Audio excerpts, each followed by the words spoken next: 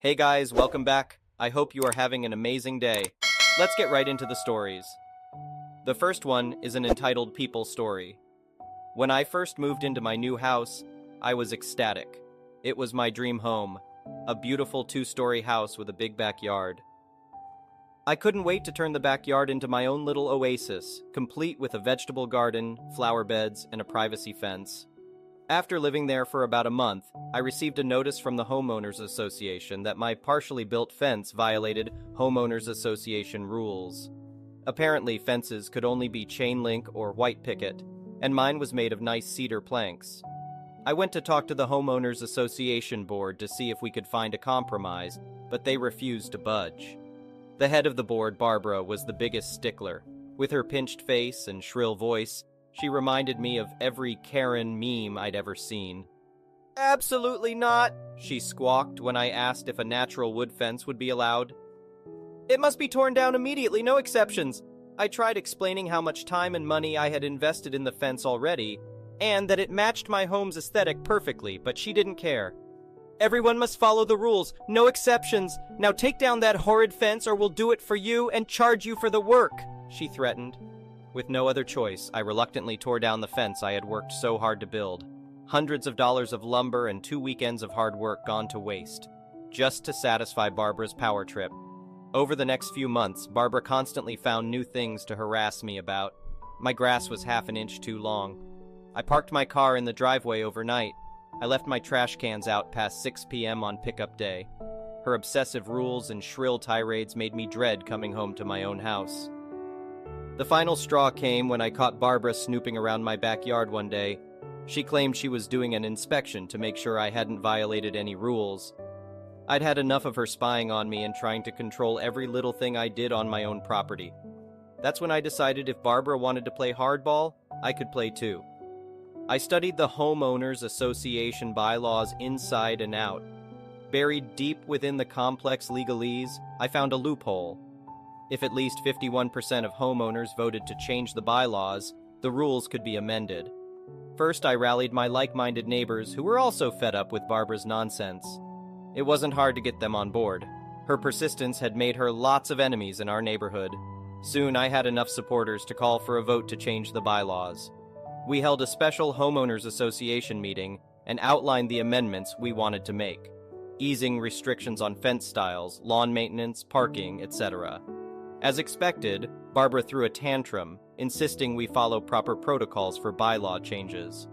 With glee, I informed her that we had verified with Homeowners Association lawyers that our vote to change the bylaws was 100% legitimate. Barbara turned red as a beet, sputtering and huffing in anger, but she was trapped. The bylaws clearly allowed us to outvote her. In the end, over 75% of the neighborhood voted to approve our amendments. Barbara could hardly contain her rage as the changes she'd fought so hard against were enacted. The new rules meant people could mostly do what they wanted on their own property without her harassing them. The first thing I did was rebuild my beautiful cedar fence. As I hammered in the final fence post, I smiled. Knowing Barbara couldn't say a word about it, the tables had turned. Now she had to follow my rules, and the malicious compliance didn't stop there. Whenever I was feeling spiteful, I'd find new ways to follow the bylaws to the letter while annoying Barbara. Got cited for a 1-inch too high fence? I took it down and rebuilt it at the maximum allowed height of 6 feet. Cited for visible trash cans? I surrounded them with an approved privacy fence. Parked in the driveway? I made sure to leave cars overnight and on weekends since there was no longer a limit. The taste of sweet revenge drove me to find every petty way imaginable to get back at Barbara while following the rules she used to lord over me. Watching her sputter in impotent rage over my violations that she could no longer control brought me endless satisfaction. Eventually, Barbara got so fed up with my antics that she resigned from the Homeowners Association board in frustration. As she stormed off after a heated meeting, I couldn't resist calling out after her, "Sorry, Barbara, just following the rules. No exceptions." With Barbara gone, the Homeowners Association adopted a much more reasonable and collaborative approach. They worked with homeowners to find solutions instead of dictating petty demands. Turns out, when people focus on cooperation instead of control, neighborhoods function a lot better. I'll always cherish the memory of how I beat Barbara at her own game. The taste of sweet revenge was worth every bit of effort it took to put that homeowners association Karen in her place. She thought she could control my property and my life with an iron fist. But I outsmarted her, using her precious rulebook against her. It just goes to show, tyrants often fall when the people they try to oppress band together. A little malicious compliance was all it took to cut Barbara down to size and restore freedom in our neighborhood. So if you're ever faced with an homeowners association dictator, don't despair. Fight back using their rules against them. With some persistence and allies on your side, you can beat them at their own game. The next one is a pro-revenge story. My wife and I had just had our second child and moved into a duplex in an amazing neighborhood with its own playground. We moved in and greeted the neighbors, a bunch of younger people, but they seemed okay. On the first day after moving in, we found that they were gone and had left their 7-year-old on a school day outside our door with a bag of goldfish and a note asking us to watch him while they went out. QCPS call #1. The neighbors and I got along really well. The old guy next door repaired bikes as a hobby, and the neighbor next door did woodworking and would always come over to see the kids and sent his grandkids over to play too. They warned us that our upstairs neighbors were trouble, with constant traffic going in and out and parties every single night. This was 110% true. It got to the point where we couldn't sleep at night, and we had multiple altercations to the point of full-blown yelling matches. The landlord was useless and would do nothing to get rid of them, so I bided my time. Eventually, one night they came home in their red Mazda 3 and it was destroyed. They must have hit someone and fled, so I called the RCMP to let them know. At the very least, I figured they'd get in deep trouble, but oh man, I had no idea what I had just unleashed. Turns out the douchebag had a warrant out for his arrest for drug trafficking. He got hauled away in cuffs that night, and entitled woman 2 got a visit from CPS again, because they left their son home alone again. This wasn't once or twice, it was every single day. So my wife went digging for names and found the mother on Facebook. Using public record searches, we found out that they owed Easy Home nearly $48K in assets, as they had taken off from the original address with all of their furniture, including TVs and a huge sound system. 48 hours later, the sheriff was there with a box truck emptying their house. They took the beds, couches, TVs, the annoying subwoofer system, kitchen set, and even the dressers. CPS came shortly after and removed the child from the house. I didn't enjoy seeing him taken away, but they never fed him, and he was always in the same clothing, which was falling apart. We went out of our way to make sure he had full meals when we could. We weren't going to let a kid starve. The douchebag went to jail for drug possession. He was out on bail and hid the drugs in a dresser they took. Entitled Woman 1 went to jail for assaulting the sheriff, and Entitled Woman 2 actually had a happy ending. As far as I know, after she lost her son, she went through multiple programs to clean herself up and started working to provide for her son. I ran into her a couple of years ago and she thanked me for what I did.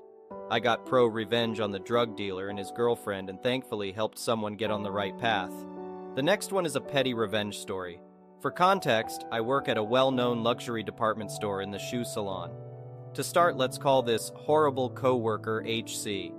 I'd been working here for about 8 months when they brought in HC.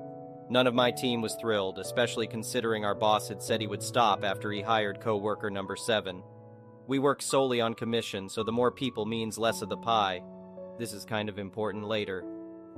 Her first day inevitably came, and while at first things were okay for about a month, the drama and toxic environment soon followed.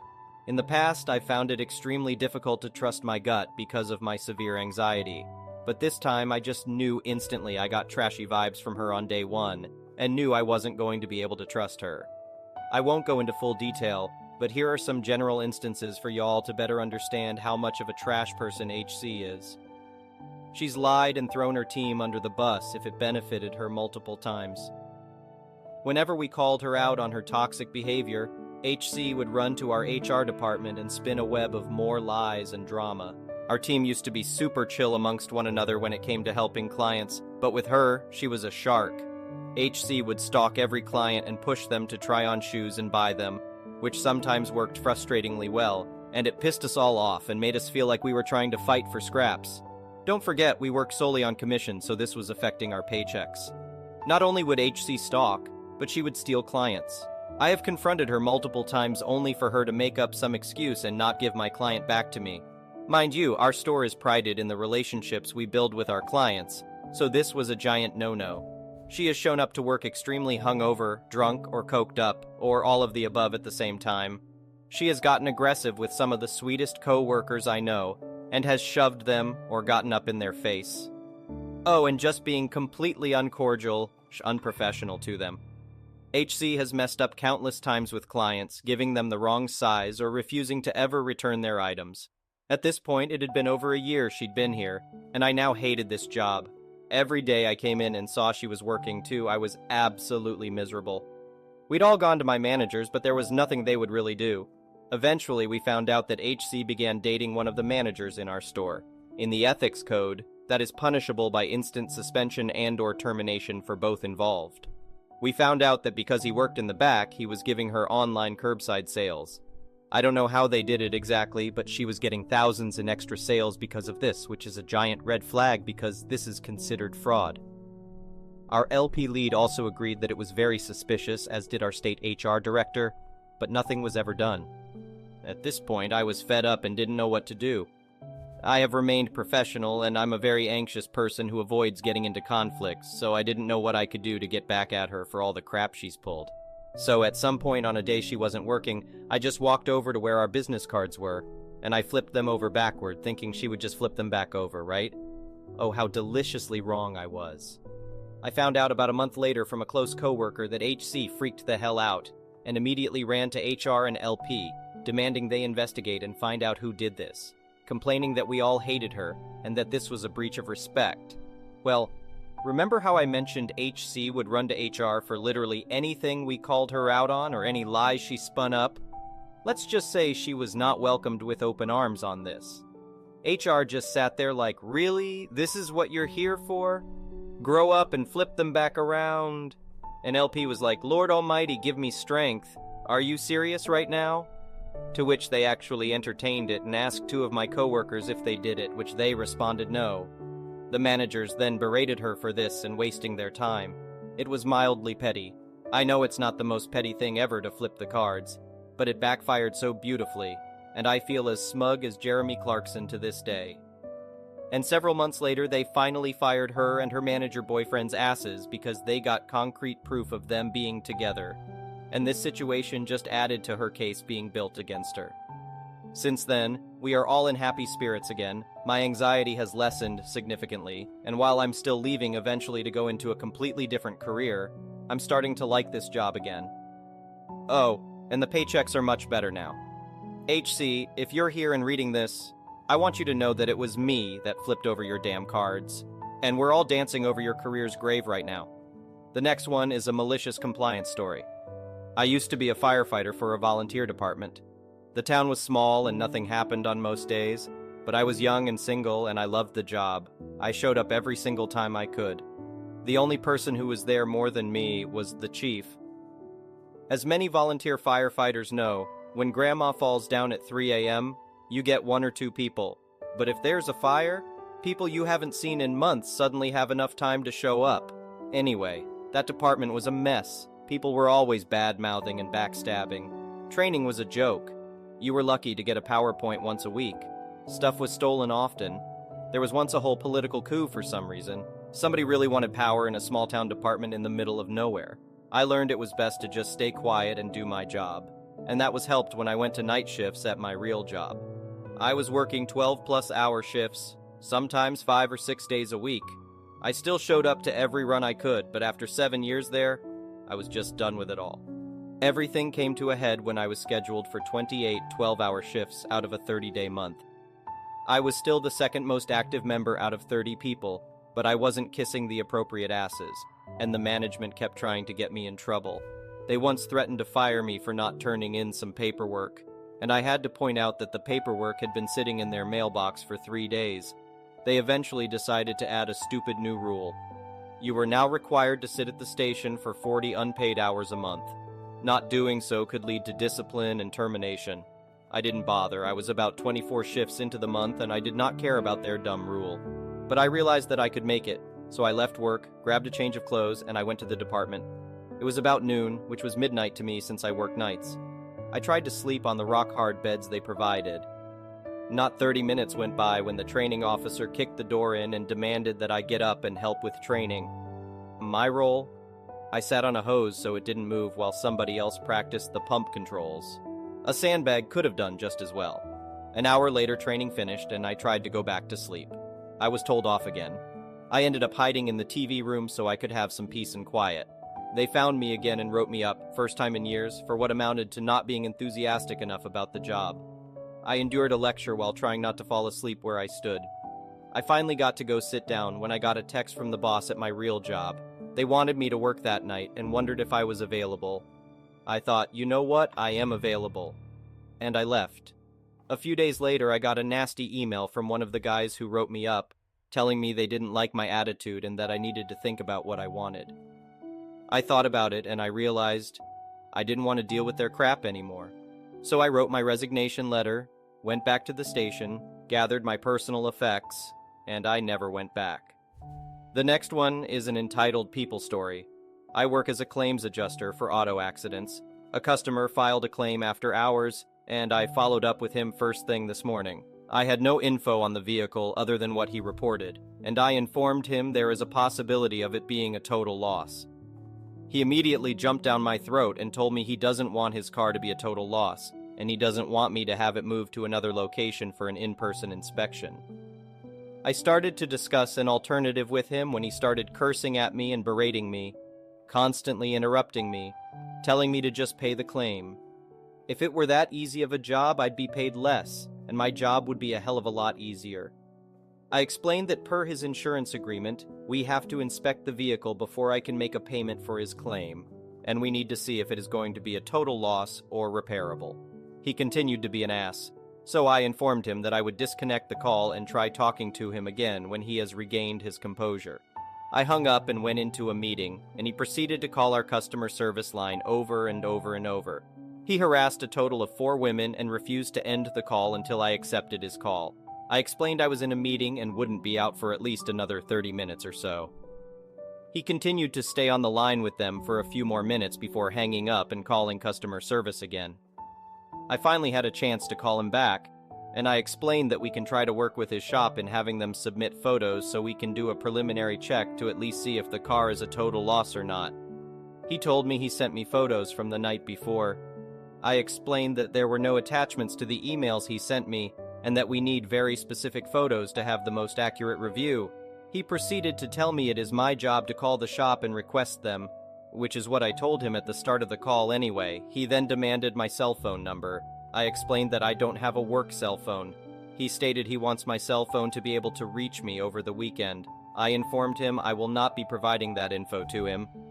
He demanded it a few more times before stating he wanted to talk with my supervisor. I stated she was already informed of the situation and would be reaching out to him when she is able to. I'm not allowed to give out her contact info. He tells me that I need to have her call him immediately. I remind him that she is my supervisor and I cannot dictate her schedule. He proceeds to try to keep me on the phone until his demands are met. I inform him that I'm going to disconnect the call if there is nothing further to discuss, and he ends the call. I called the shop, and they also gave me attitude stating that I was keeping a good man from his job and that I shouldn't be wasting his time like this. I asked if they could email the photos to me just so that I can get it done, and they said they will. I have an uncommon last name, so I made sure to spell it out for them multiple times since it is part of my email address. 2 hours before I leave for the day, I still don't have the photos. I texted the customer and let him know, and he told me he would call them. 5 minutes before I'm supposed to leave, I call the shop again and don't get an answer or option to leave a message. I texted the customer to let him know that photos aren't received yet and we won't be able to move forward on his claim until Monday. He started blaming me for working in a different time zone, stating it isn't fair that I work 3 hours ahead of him. I explained that I don't work 3 hours ahead of him, I'm just 1 hour ahead, and the shop had all day to send me the photos needed. He now states that since he doesn't have a rental, didn't purchase the coverage, he is going to be fired on Monday, and it's all my fault. I offered to set him up with a discounted rental, and he tells me he doesn't have a rental company in his area, but it's still my fault for him losing his job. Goodness gracious. You mean to tell me that your employer is so heartless as to fire you for missing a workday unexpectedly when it's your first occurrence infraction with them? You may want to contact your State Department of Labor then. He tells me I should just pay the claim, and I'm holding up his claim for no reason to make life difficult for him. I wonder what he thinks happens to adjusters who don't follow due diligence on a claim and just pay it. We don't get cookies, that's for sure. In fact, we face termination with our employer, fines with the state the claim was handled in, and possible jail time. Oh yeah. And our employer can sue us for the money we paid to the customer without authorization, and if the customer knowingly cashes the check when they know their claim wasn't supposed to have been paid out, they get reported to the federal government for insurance fraud and sued by the insurance company for repayment of the claim. I guess I'll see what he has to say on Monday. My supervisor has been reading my notes and keeping up to date with the claim, and she is going to have a very fun conversation with him, especially when all the calls exhibiting his bad behavior were recorded. ETA, this is a single vehicle accident where the customer hit a large object in the road that he absolutely should have seen. I won't state the specifics in case he's a Redditor.